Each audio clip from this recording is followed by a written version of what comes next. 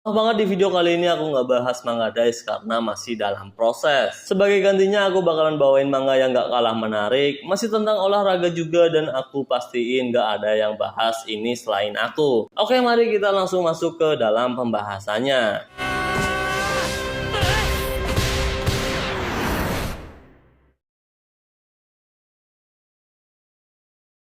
Di awal scene kita diperlihatkan seorang laki-laki dan juga temannya yang lagi di depan rumah Azami. Siapa Azami? Nanti kita juga bakalan tahu. Nah, laki-laki yang meneriaki nama Azami dari luar rumah ini namanya Tokoro Ozawa. Karena dirasa nggak ada jawaban, tapi temannya Ozawa ini bilang kalau dia mendengar sesuatu dari dalam rumah. Ozawa kemudian memecahkan jendela rumah Azami. Pasti lu nggak bakalan nyangka apa yang ada di dalam rumah Azami. Aku awalnya juga nggak nyangka bakalan ada scene begini. Tapi ini juga menurutku yang bikin manga ini epic. Di dalam ada seorang bocah yang bernama Riku. Ia sedang meninju Azami yang gak lain adalah bapaknya sendiri. Dan yang lebih parahnya lagi, bapaknya atau Azami ini udah mati gantung diri. Ozawa dan temannya tentu kaget, tapi yang bikin mereka bingung ya si Riku ini. Udah tahu ayahnya mati gantung diri malah dijadiin samsak. Ozawa pun kemudian bertanya apa yang Riku lakukan. Namun dengan santai Riku menjawab kalau dia melakukan hal yang biasa ia lakukan. Aku menemukan ayahku sudah seperti ini dan aku mencoba untuk memukulinya. Ozawa pun bertanya lagi jika ayahnya Riku udah mati, kenapa dia malah memukulinya? Dan dengan polosnya, Riku menjawab kalau dia menjadikan ayahnya ini samsak tujuannya ya buat latihan biar bisa ngalahin si Ozawa ini. Loh, emang Ozawa ini apaan? Kok Riku berniat buat ngalahin si Ozawa? Ceritanya sih ini manga tentang olahraga tinju dan Ozawa ini bisa dibilang juaranya atau mantan juara. Nggak tahu sih, aku baru baca sampai chapter 2, tapi yang jelas kalau Riku ini sangat mengidolakan si Ozawa ini. Nah, baik lagi jalan ceritanya, dimana setelah mendengar jawaban dari Riku, si Ozawa ini malahan kemudian meninju Riku sampai terpental. Bukan karena emosi atau apa, tapi Ozawa ini ngasih tahu cara ninju yang benar. Dan tinju yang Ozawa contohkan itu adalah job. Ya, Ozawa di sini ngejelasin kalau job itu apa, gimana cara ngambil posisi buat melakukannya.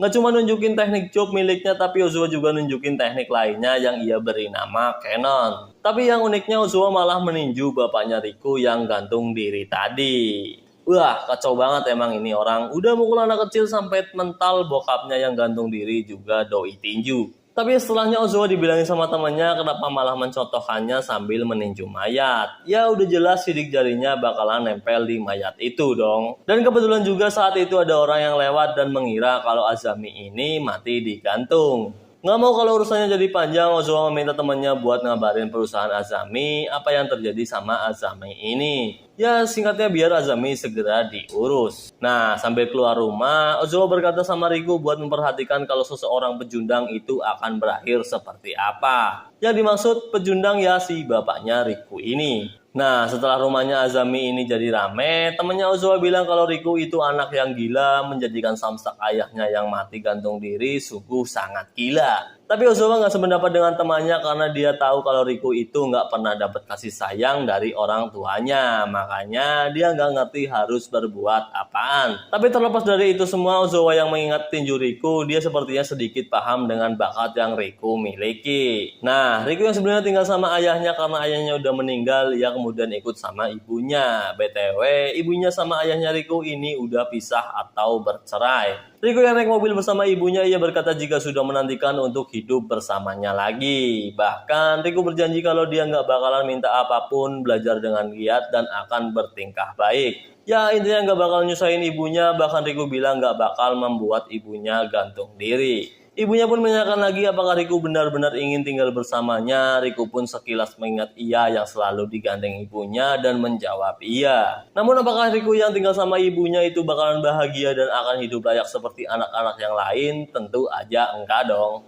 Ternyata ibunya Riku ini tinggal bersama seorang pria Yakuza yang lebih parahnya lagi, dia itu seorang pecandu narkoba. Pada awalnya sih, pria itu menanyakan kenapa ibunya Riku datang bersama anaknya. Tapi ya selama Riku nggak macem-macem dan nggak ganggu, dia bilang nggak masalah, boleh-boleh aja. Namun yang mengejutkan gak hanya pria itu yang pecandu narkoba, ibunya Riku juga sama aja. Bahkan di sini ibunya Riku memohon untuk pria itu memberikan narkoba kepada dirinya karena udah gak tahan lagi. Dan yang lebih brengsek, pria Yakuza yang namanya si Kirya ini memberikan narkoba dan menaburkannya di titiknya. Ibunya Riku pun tanpa ragu langsung menyepong di depan anaknya sendiri. Wah, parah banget sih ini. Tapi kok seru. Riku yang sok melihat kelakuan ibunya itu pun berkata untuk berhenti, namun ya itu malah membuat Kirya menjadi marah. Padahal udah dibilang buat gak mengganggu, tapi malah jadi ganggu banget. Riku pun kemudian ditendang hingga terpental, bahkan ia disiram air panas. Riku yang berusaha lari, ia pun terjatuh lagi karena dilempar dispenser. Dan gak sampai situ aja, Riku kemudian ditendang sampai terpental dan membuat salah satu kamar pintunya terbuka. Namun yang mengejutkan, kamar yang terbuka itu di dalamnya ada kantong mayat. Riku yang sok melihat ada mayat di kamar, ia pun memutuskan untuk lari, tapi ya Kirya-san terus mengejarnya. Namun untuk sesaat Riku mengingat perkataan Ozawa yang bilang jika pecundanglah yang akan mati. Riku pun mengambil kuda-kuda yang sebelumnya diajari Ozawa dan berkata jika dia tidak ingin menjadi pecundang. Namun kita berpindah sebentar kepada Ozawa dan bosnya yang sedang menonton pertandingan Ozawa saat ia masih muda. Saat itu Ozawa berhasil mempertahankan gelarnya dan mengalahkan lawannya di ronde kedua dengan status KO. Ya bisa dibilang Ozawa ini hebat banget saat masih muda. Bosnya pun bertanya apa benar Ozawa mengajari Riku bertinju, namun Ozawa bilang jika dia hanya menunjukkan beberapa pukulan. Tapi Ozawa di sini sedikit berharap dengan bakat alami Riku yang tahu semua titik vital saat ia memukuli mayat ayahnya. Dan saat itu juga Riku berhasil untuk meninju Kirya-san, bahkan Kirya-san sampai nggak bisa berdiri. Tapi akhirnya Kirya-san gak nyerah buat ngebunuh Riku. Dia kemudian memegang kaki Riku dan secara refleks Riku langsung menghantam kepala Kirya dengan menggunakan asbak. Ya udah jelas di sini Kirya yang kalah dan juga meninggal. Dan kayaknya sampai sini dulu aja. Buat yang mau baca manganya judulnya Rikudo ya. Di Google juga banyak. Bye bye.